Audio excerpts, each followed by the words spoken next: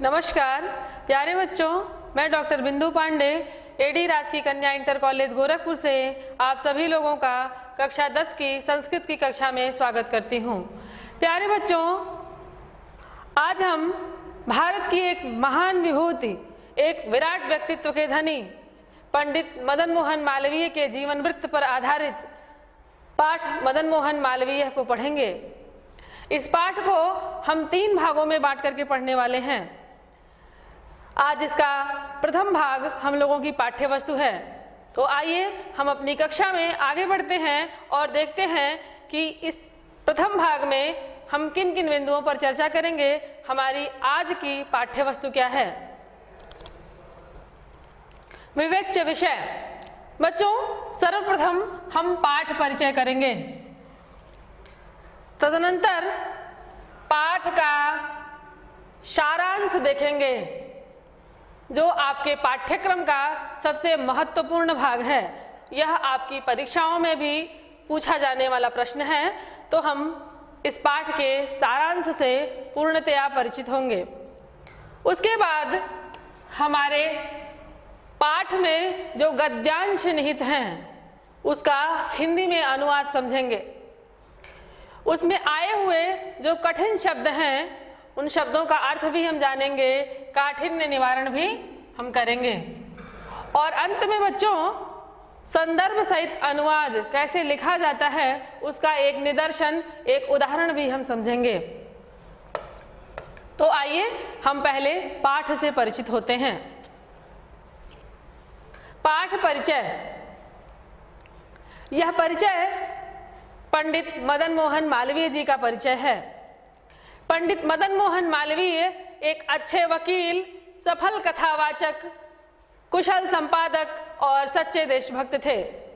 इनकी मानसिक और वैचारिक श्रेष्ठता को देख करके महात्मा गांधी जी ने इनको महामना की उपाधि से विभूषित किया। भारतीय राष्ट्रीय कांग्रेस में भी इनका महत्वपूर्ण स्थान था। ये शिक्षक बने, संपादक बने, वकालत की, परंतु इनके मन को शांति नहीं मिली और अंततः यह स्वतंत्रता संग्राम में कूद पड़े। मालवीय जी के अनुसार भारतीयों के पिछड़ेपन का प्रमुख कारण उनका अशिक्षित होना था। इसीलिए इन्होंने शिक्षा की एक ऐसी मशाल जलाई जो आज तक ज्वलंत है, दैदीप्यमान है और भारतीय जनों को ज्ञान के लौ से आलोकित कर रही है। उस मशाल का नाम काशी हिंदू विश्वविद्यालय है, जो वाराणसी में गंगा के तट पर अवस्थित है। यह विश्वविद्यालय पंडित मदन मोहन मालवीय जी की धवल कीर्ति को संपूर्ण विश्व में प्रसारित कर रही है। इस पाठ में मालवीय जी के व्यक्तित्व और कृतित्व के विषय में विस्तार से प्रकाश डाला गया है। हम लोग उसको सविस्तार समझेंगे। तो आइए बच्चों, सर्वप्रथम हम इस पाठ का सारांश देखते हैं। पाठ का सारांश। मालवीय जी का व्यक्तित्व। गौरवर्ण एवं कांतिमय शरीर, श्वेत वस्त्र, गले में दुपट्टा, सिर पर सफेद पगड़ी, मस्तक पर कुमकुम मिश्रित सफेद चंदन का तिलक और सफेद उपान अर्थात जूते मालवीय जी के भारतीय चरित्र और हृदय की निर्मलता को प्रकट करते थे। वस्तुतः भारतीय संस्कृति इनके रूप में रूपायित थी। ऐसा प्रतीत होता था कि भारतीय संस्कृति मूर्तिमान स्वरूप धारण करके मालवीय जी के रूप में उपस्थित हुई है। पंडित मदन मोहन मालवीय जी का जन्म 1861 ईस्वी में 25 दिसंबर को प्रयाग के एक ब्राह्मण परिवार में हुआ था। इनके पिता पंडित ब्रजनाथ चतुर्वेदी संस्कृत भाषा के प्रकांड विद्वान थे। इनके पूर्वज मालव देश से आकर के प्रयाग में रहने लगे थे, इसी कारण इन्हें मालवीय कहा जाने लगा था। इनका परिवार धन से बहुत समृद्ध नहीं था, परंतु धार्मिक होने के कारण ये समाज में समादृत परिवार था, सम्माननीय परिवार था। शिक्षा। मालवीय जी की प्रारंभिक शिक्षा प्रयाग की एक संस्कृत पाठशाला में हुई थी। संस्कृत के अध्ययन से इनके हृदय में भारतीय आदर्श चरित्रों तथा भारतीय संस्कृति एवं देश के प्रति श्रद्धा उत्पन्न हो गई। बाद में इनकी शिक्षा राजकीय हाई स्कूल तथा म्योर सेंट्रल कॉलेज में हुई। पारिवारिक परिस्थितियों के प्रतिकूल होने के कारण इन्होंने अपनी शिक्षा को आगे बढ़ाने की इच्छा होते हुए भी उसको रोक दिया और अध्यापन कार्य में संलग्न हो गए। पर्याप्त समय बाद इन्होंने LLB की परीक्षा उत्तीर्ण की और उस परीक्षा को उत्तीर्ण करके प्रयाग में स्थित उच्च न्यायालय में वकालत प्रारंभ कर दी। अब हम मालवीय जी की प्रतिभा से परिचित होते हैं। प्रतिभा। मालवीय जी ने अखिल भारतीय कांग्रेस के कलकत्ता अधिवेशन में व्यवस्थापिका सभा विषय पर विचारपूर्ण और गंभीर भाषण दिया। उस समय उनकी आयु मात्र 25 वर्ष थी।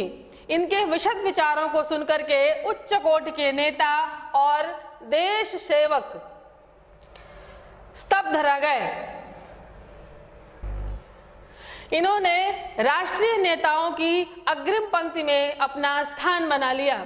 इनकी प्रतिभा से प्रभावित होकर के काला कांकर के राजा रामपाल सिंह ने इनसे हिंदुस्तान दैनिक के संपादन का अनुरोध किया। यह एक दैनिक समाचार पत्र था। हिंदी सेवा और राष्ट्र सेवा। हिंदुस्तान पत्र का संपादन करते हुए मालवीय जी ने राष्ट्रीय भावना और हिंदी भाषा का व्यापक प्रचार प्रसार किया। हिंदुस्तान के अतिरिक्त इन्होंने अन्य कई और पत्रों का भी संपादन किया। पत्रों के संपादन के समय इन्होंने राष्ट्र सेवा और हिंदी सेवा को प्रसारित करना, उनको व्यापक स्तर पर पहुंचाना उनका मुख्य लक्ष्य था। न्यायालय में भी हिंदी भाषा प्रयुक्त हो, इसके लिए मालवीय जी ने पर्याप्त प्रयास किया। वकालत। मालवीय जी के विचार स्पष्ट, गंभीर और युक्तिसंगत होते थे। अंग्रेजों की आलोचना करते समय ये तनिक भी भयभीत नहीं होते थे। पत्र संपादन में मन न लगने के कारण इन्होंने कानून की शिक्षा प्राप्त की और LLB की परीक्षा उत्तीर्ण करके ये प्रयाग में स्थित उच्च न्यायालय में वकालत करने लगे। इन्होंने अपनी प्रतिभा के बल पर न्याय के क्षेत्र में पर्याप्त ख्याति अर्जित की। यह कभी झूठे मुकदमे की पैरवी नहीं करते थे। देश की स्वतंत्रता में योगदान। अध्यापक रहते हुए और पत्रों का संपादन करते हुए जब मालवीय जी के मन को शांति नहीं मिली तो ये स्वतंत्रता संग्राम में कूद पड़े, क्योंकि देश की परतंत्रता से इनका मन बहुत खिन्न रहता था। ये देश को स्वतंत्र कराने की चिंता में लग गए और 3 बार अखिल भारतीय कांग्रेस दल के सभापति बने। सन 1931 ईस्वी में अंग्रेजों के साथ संधि वार्ता करने के लिए ये गांधी जी के साथ इंग्लैंड गए। आंग्ल भाषा में व्यक्त किए गए उनके विचारों से अंग्रेज बहुत ही प्रभावित हुए। रचनात्मक कार्य। मालवीय जी ने राष्ट्र सेवा में लगे रहकर मैकडॉनल्ड हिंदू छात्रावास और मिंटो पार्क का निर्माण कराया। देश की उन्नति के लिए शिक्षा को विशेष साधन मान करके वाराणसी में इन्होंने गंगा के तट पर काशी हिंदू विश्वविद्यालय की स्थापना की। इस विश्वविद्यालय परिसर में अनेक महाविद्यालय हैं, जिसमें विदेशी भाषा, विज्ञान, कला आदि का ज्ञान कराते हुए भारतीय संस्कृति, धर्म, दर्शन और इतिहास की शिक्षा दी जाती है। मालवीय जी विभिन्न पर्वों के अवसरों पर भागवत और पुराणों की कथा सुललित और मधुर भाषा में छात्रों और अध्यापकों को स्वयं सुनाते थे। यह परंपरा आज भी काशी हिंदू विश्वविद्यालय में अवस्थित मालवीय भवन में बनी हुई है। मालवीय भवन में प्रत्येक रविवार और भारतीय पर्वों के अवसरों पर पुराण और भागवत की कथाएं होती हैं, जो वहां पर पढ़ने वाले छात्रों में या वहां आने वाले किसी भी व्यक्ति के व्यक्तित्व निर्माण में महत्वपूर्ण योगदान देते हैं। भारतीय आचार विचारों से छात्रों को परिचित कराना ही मालवीय जी का मुख्य उद्देश्य था। विश्वविद्यालय की स्थापना के बाद से ही मालवीय जी उसके आजीवन कुलपति रहे। यह छात्रों को अपने प्रिय पुत्र सा मानते थे। किसी छात्र के बीमार पड़ने पर उसे पितृवत वात्सल्य और स्नेह प्रदान करते थे। आर्थिक संकट उपस्थित होने पर मालवीय जी उसकी आर्थिक सहायता भी करते थे। मालवीय जी देश के असहाय जनों के कष्टों को देखकर अत्यंत दुखी रहते थे। इन्होंने एकता और अखंडता के लिए हमारा देश एक सूत्र में बंधा रहे, इसके लिए उन्होंने महान प्रयास किए। सन 1944 ईस्वी में भारत में सांप्रदायिक झगड़े हुए, जिसमें हजारों लोग मारे गए। इसे देखकर मालवीय जी का हृदय अत्यंत दुखी हुआ और कुछ समय बाद उन्होंने अपने प्राण त्याग दिए। उनका यश आज भी काशी हिंदू विश्वविद्यालय के रूप में स्थित है। इनके द्वारा स्थापित काशी हिंदू विश्वविद्यालय को सर्व विद्या की राजधानी कहा जाता है। उस विश्वविद्यालय के बारे में कुछ पंक्तियां प्रसिद्ध हैं, जिसे हम आपको बताना चाहेंगे। मधुर मनोहर अतीव सुंदर यह सर्व विद्या की राजधानी, विविध कला अर्थशास्त्र गायन गणित खनिज और सभी रसायन, प्रतीचि प्राची कामेल सुंदर यह सर्व विद्या की राजधानी। यह मालवीय जी की देशभक्ति, ये उनका साहस, ये उनकी शक्ति प्रकट हुई है नवीन होकर यह सर्व विद्या की राजधानी। प्यारे बच्चों, यह सर्व विद्या की राजधानी आज हम सब लोगों के लिए उपलब्ध है, जो मालवीय जी की तपस्थली है।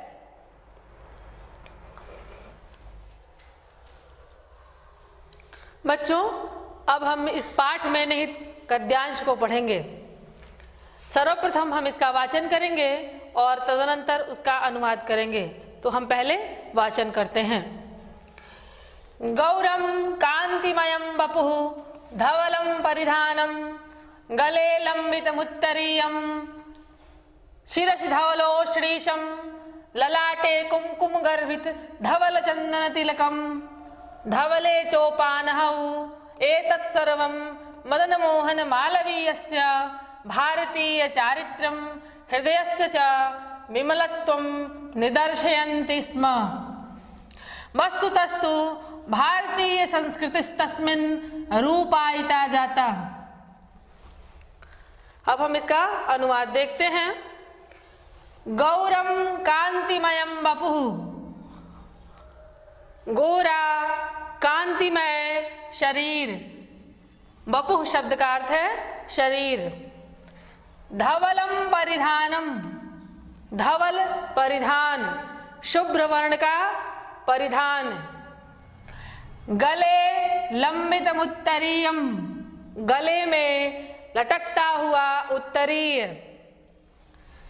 शिरसि धवलो श्रीशम, सिर पर धवल उषणीश, उषणीश पगड़ी को कहते हैं। सिर पर शुभ्र रंग का उषणीश। ललाटे, ललाट पर कुमकुम गर्भित धवल चंदन तिलकम, कुमकुम अर्थात केसर से युक्त धवल शुभ्र वर्ण का चंदन का तिलक। धवले चोपानहौ, धवल शुभ्र वर्ण का उपानह अर्थात जूता।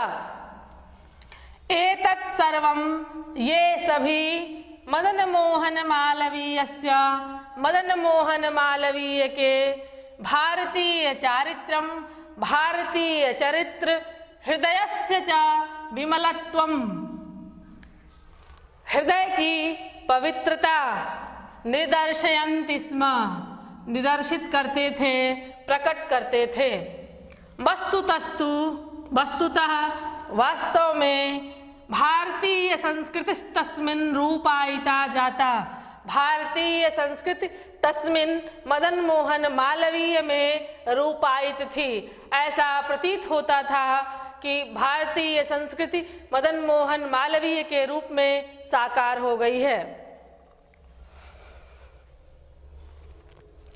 पंडित मदन मोहन मालवीयस्य जन्म 1686 ख्रीष्टाब्दे दिसंबर मासस्य 25 दिनांके तीर्थराज प्रयागे एकस्मिन् ब्राह्मण कुले भवत्। अस्य जनकः पंडित ब्रजनाथ चतुर्वेदः संस्कृत भाषायाः विश्रुतो विद्वान् आसीत्।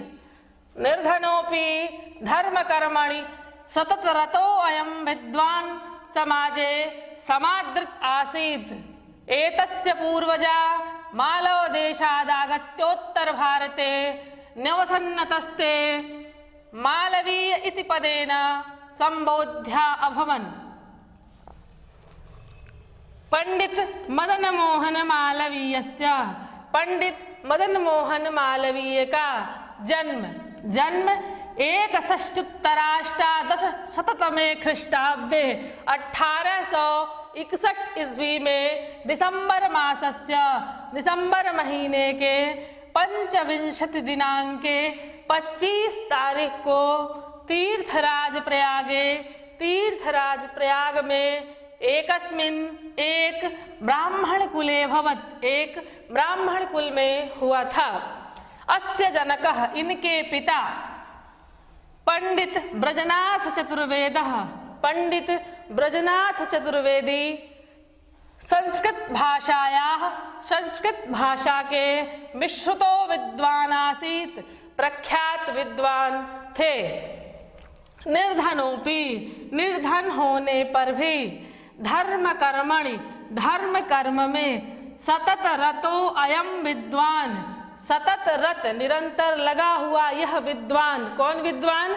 पंडित मदन मोहन मालवीय के पिता पंडित ब्रजनाथ चतुर्वेदी।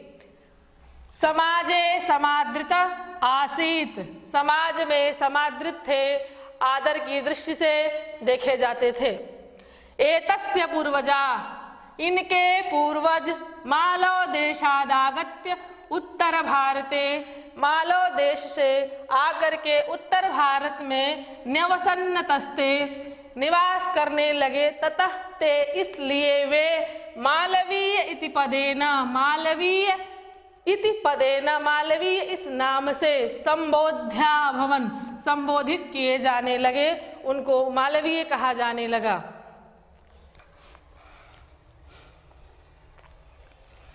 मदन मोहन मालवीयस्य प्रारंभिकी शिक्षा प्रयागे एवैकस्यां संस्कृत पाठशालायां जाता। संस्कृताध्ययनेन बाल्य एव तस्य मनसि भारतीयादर्शचरितानां कृते, भारतीय संस्कृतेश्च कृते बहवादरः समजायत। स्मृति पुराण महाभारत भागवतादि भारतीय ग्रंथानाम् अनुशीलनेन भारत देशं प्रति तस्य हृदि श्रद्धा समुत्पन्ना। दुःखतप्तानां प्राणिनाम् आर्तिनाशनं स कामयते स्म। अतः बाल्यकाले एव तस्य हृदि देशभक्तेः, मानवसेवायाः, मानवजीवनस्याभ्युदयस्य बीजान्युक्तानि जातानि, यानि काले विकसितभूतानि फलितानि। मदन मोहन मालवीय का प्रारंभिकी शिक्षा, मदन मोहन मालवीय की प्रारंभिक शिक्षा प्रयाग में ही एक संस्कृत पाठशालायां जाता, संस्कृत पाठशाला में हुई। संस्कृताध्ययनेन, संस्कृत अध्ययन से बाल्य एव बचपन से ही तस्य मनसि उनके मन में भारतीय आदर्श चरितानां कृते, भारतीय आदर्श चरित्रों के लिए, भारतीय संस्कृतेश्च कृते, और भारतीय संस्कृति के लिए बहुवादर समजायत, बहुत आदर उत्पन्न हुआ। स्मृति पुराण महाभारत भागवतादि भारतीय ग्रंथानाम अनुशीलनेन, स्मृति पुराण महाभारत भागवत आदि भारतीय ग्रंथों के अनुशीलन से भारत देशम प्रति, भारत देश के प्रति, तस्य हृदय उनके हृदय में श्रद्धा समुत्पन्ना, श्रद्धा उत्पन्न हुई। दुख तप्तानाम प्राणिनाम आर्तिनाशनम, दुख से तप्त प्राणियों का आर्तिनाशन हो जाए, उनका दुख समाप्त हो जाए। स कामयते स्म, ऐसी वह कामना करते थे। अतः बाल्यकाले एव, बाल्यकाल में ही, तस्य हृदय उनके हृदय में, देशभक्ते है मानव सेवाया, देशभक्ति मानव सेवा, मानव जीवनस्याभ्युदयस्य, मानव जीवन के अभ्युदय के जो बीजान्युक्तानि, जो बीज बोए गए थे, जातानि यानि काले, समय आने पर, विकसित भूतानि फलितानि, विकसित हुए फलित हुए।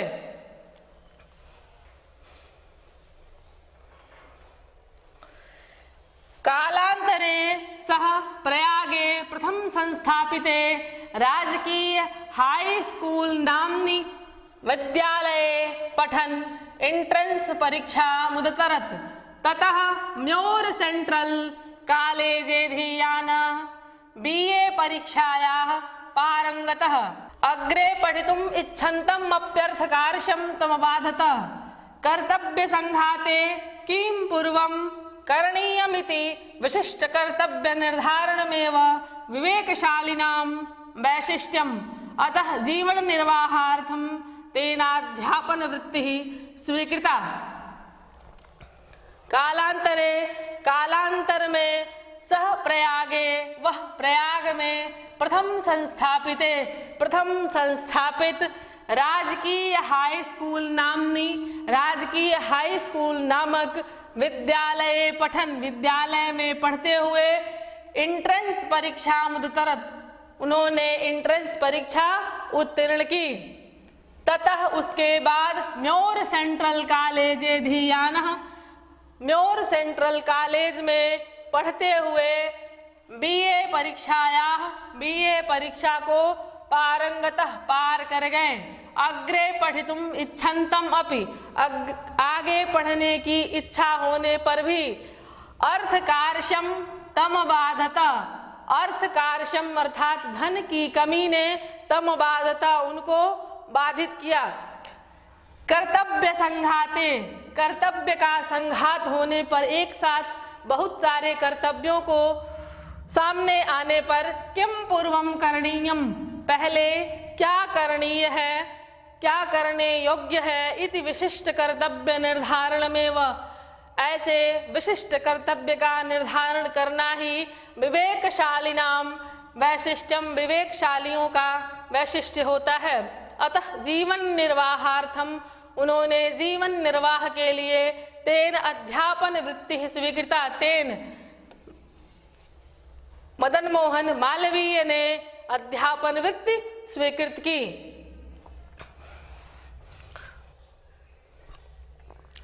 तदैव कलिकाता नगरे अखिल भारतीय कांग्रेस दलस्य अधिवेशनम् अभूत्।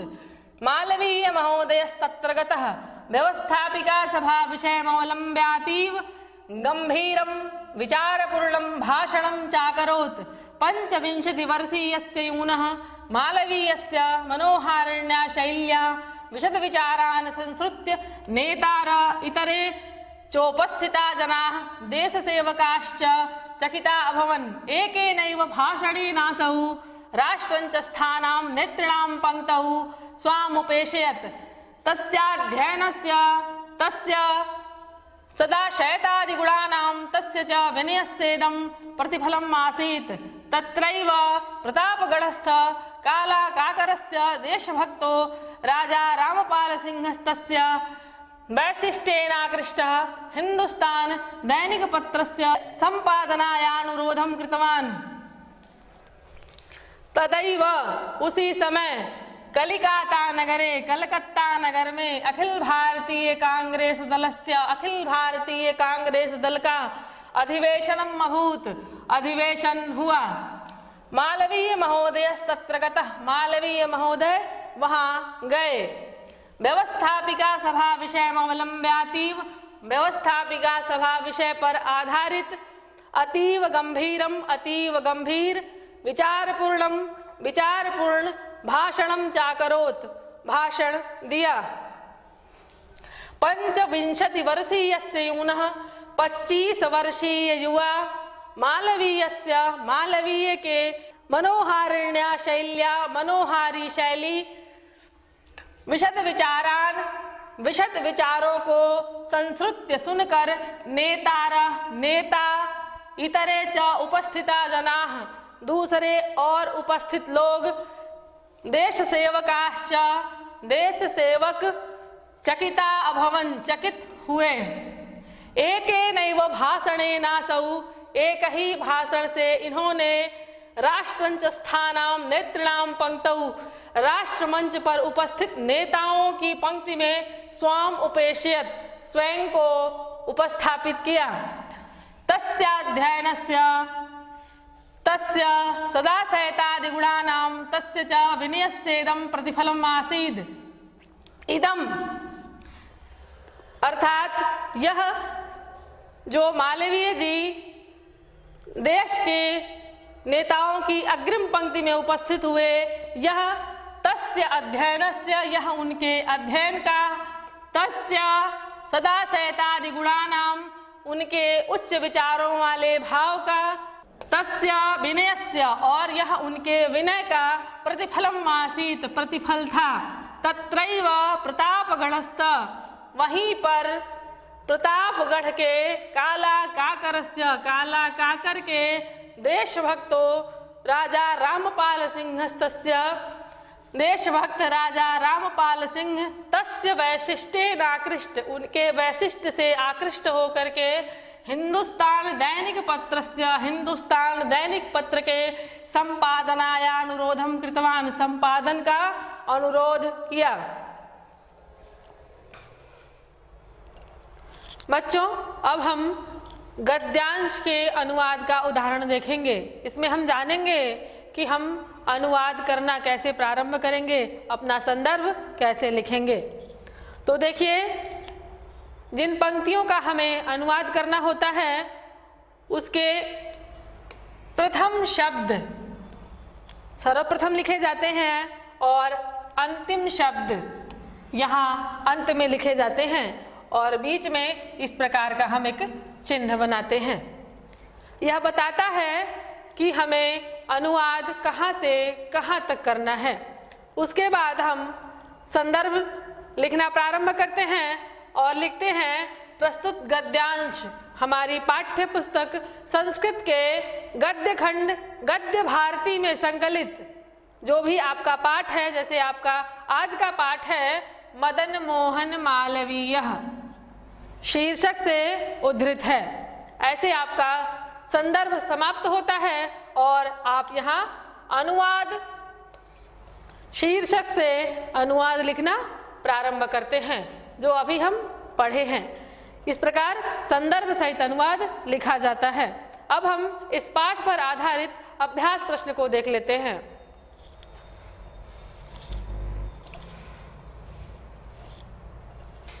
अभ्यास प्रश्न, हमारा पहला प्रश्न है मदन मोहन मालवीय पाठ का सारांश लिखिए।